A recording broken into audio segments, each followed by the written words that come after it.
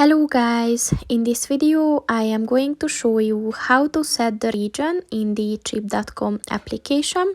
But first I just want to mention, don't forget to subscribe to my channel, because at 10,000 subscribers I am going to show you my whole YouTube revenue statistics and growth strategy, as well as how to make money online. Let's jump into it. First of all, open the application on your phone.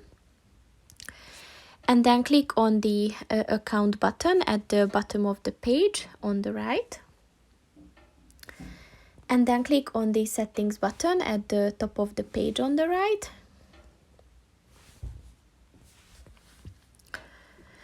And then click on the country or region button. And as you can see, if you scroll down, there's a ABC list on the regions that you can set. So just click on the one that you want to use, and it is it. So that's pretty much it for this video, guys. See you in the next one. Goodbye.